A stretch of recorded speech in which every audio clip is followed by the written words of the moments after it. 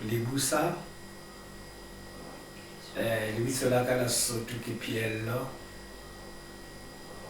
The name I received in the struggle, I am Mjokojoko, Mjokojoko,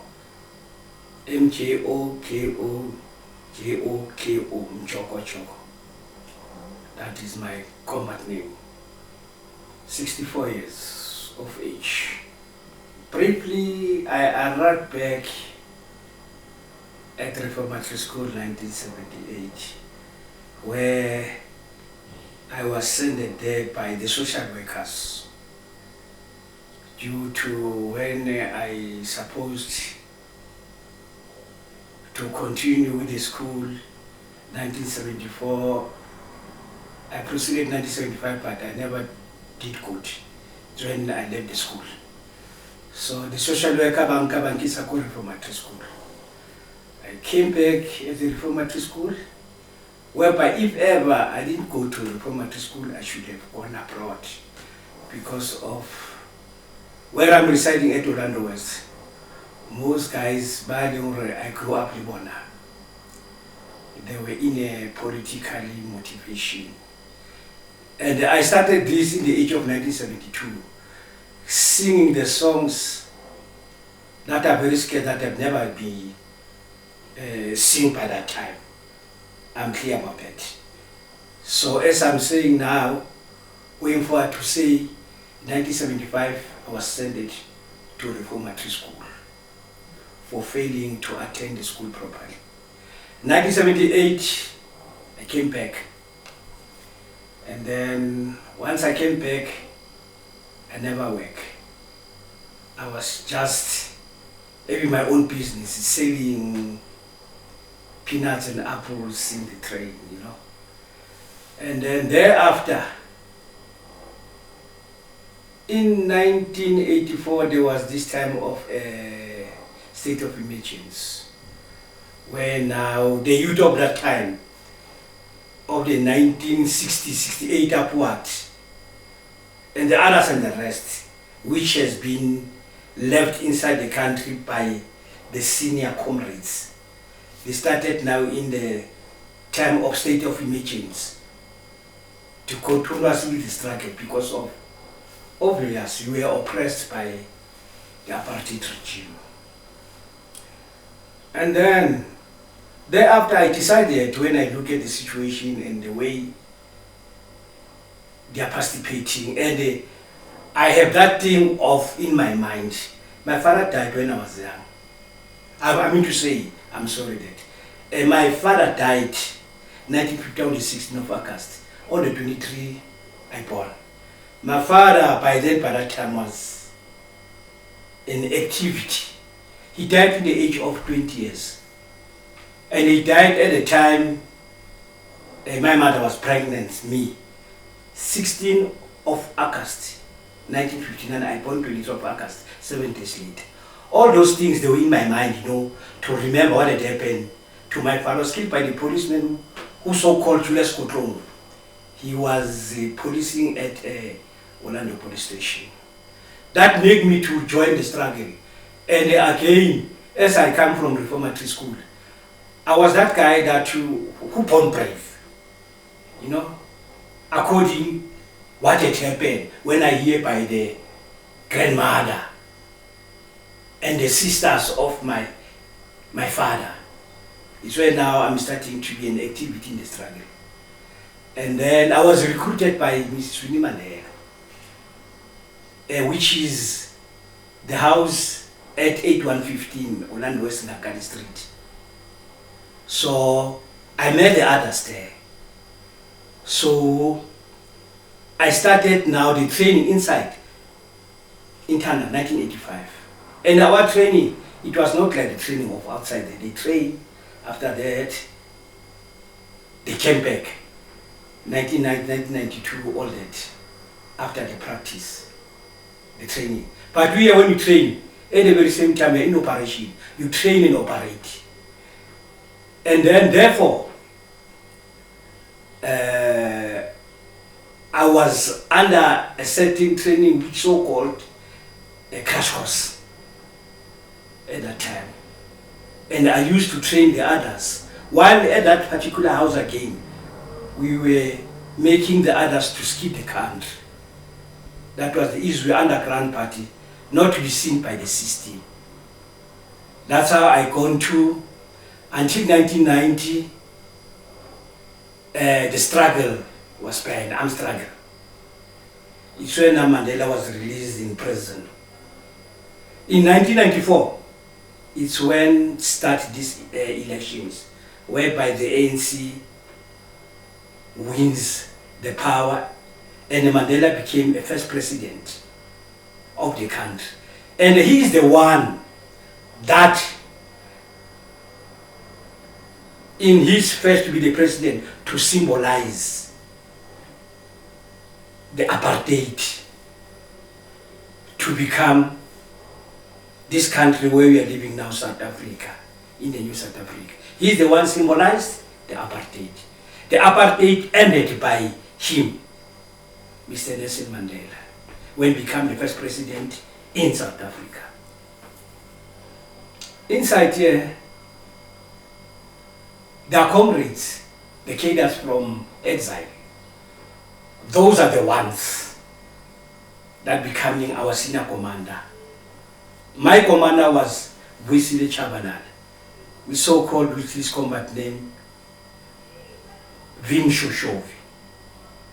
He's the one forward who trained me. And I the one trained the others, which was with me in the struggle. But in the same yard also, we used to let the others to skip the country. My formation where I was, that is Mattress of Unity. The unit which I was following, Mattress of Unity. I've been sometimes caught at within Matilda Mandela's shop at Bramfontein, Auckland Park, which was the shop of the fish and chips. I had the big room where I was staying there. I was caught by security branch, and then I was taken to Protea police station, where my friend was caught by the security branch, and then he told them that I was involved with him. I'm the one who gave him that article that he was caught with. So I have to be interrogated and confess for something maybe I know or I don't know. That's how I was caught. That guy, his name was Malboro Manye. He was sentenced to 3 years. I was interrogated and beaten and tortured badly. And then I was sent to Newlands police station. He was sent to George Foster Square. And then he was attending the court because of me.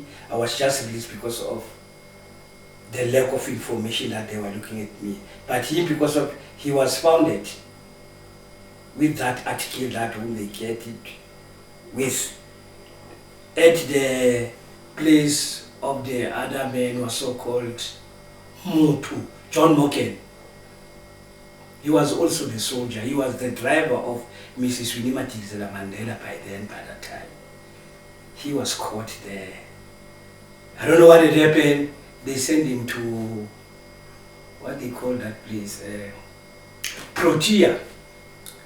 They took him to John Foster after beating him and whatsoever. And then he was sentenced to 3 years. I was freed. I was freed after 7 days later. No confess that they was funded from me because of I was not with the position of whatsoever. But I was underground. I was a cadre by then, and I trained internal here.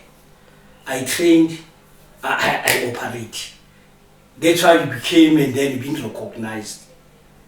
You cannot call yourself a cadre while you're inside and doing what? So the other, they can be protected because of they are from exile. Okay, we are from exile. Then becoming the part and the member of what's so called with us. But us here, it was bad. You must be known what you have done. And then you must give all the reports. As now you want to know the behalf of my story. Yeah, we here internal, you train and then you react. That's how things was until I reached this to be caught. But I was made by that other person. But in my operations, I was never caught. I was Jungu because of I was oppressed. That's my story. No, that act is falling under our benefits. Act 18 of, I'm forgetting, but it is Act 18 of 1990 something of our benefits. But and then I don't know what to do because of now it is not all that act. Act 18 of 19 something, just like that, of our benefits. We were giving the other benefits, okay, fine. No, there is no funding that we are getting at all. And then where we are placed now, we're not supposed to be here because of where we are residing. There were people which were residing here as soldiers in our benefit. We're supposed to be given one stand house. And there were people that were residing here. They moved them away. And then they've been given the top half of the money that they were renting to buy. You see, they started to complain to say, no, this house are not good at all. And you find out, no, they've got some many problems in it. The leaking, the cracking, you know, the unblocked drains. The other and the rest, I can call so many things. And with the place we are not supposed to be here, whereby we are supposed to be in one stand house. There's a mistake between the government with the housing problem. I don't know what had gone wrong. They know themselves. We're supposed to be given the houses as the booklet says in that benefits. So we are here because of we never had houses or whatsoever because of where I come from, at my place where I come from. I was living in a shack and thinking that after then there would be the return of getting something from the government for the job done. We cannot have the very same job as we people. Everybody has been born to be what he's supposed to be. Parliamentary member, a painter, a mechanic, or whatever. For my job done. No, there's nothing at all that has been provided by the government. Unless this place where I am, which is also again, it is not the part of the benefit which I'm supposed to get. And that to get there, one stand house. And at the very same time, I'm 64 years. I never received my pension yet, while the rumors saying that no, we are going to get our pension money. And from I started 1985 as a commander, a soldier, fought inside, which is the battle in urban fighter in the country, South Africa. That was not easy. It was very tough. Until be caught, interrogated, beaten and tortured. When you torture, there's something that they do, this system, at that particular time, it's bad. You can even confess. And by then, you're thinking that these people, they can even kill you, putting you under something which is black inside, you cannot see whatsoever. And they will tell you that, no, you know what? We took you and then we're going to kill you now. You must tell us the truth. And I told them to say, look here guys, I don't know nothing. The guy you got him, he's the one to tell you where does he get those things from. I'm working at the shop, I have been hired I don't know nothing else about what you want to get information from me because of you got the guy. Yes, of course. I'm working with that guy. He's one of the member staff where we're working. You see? That's how I survived. And then I cannot tell the true story because of now making things worse. I have to stand for my manhood to protect also my members, not this thing to spread because of it's going to be the caught fire until we lose the battle against the apartheid regime. I would have made more being oppressed by the system of that time. Yeah.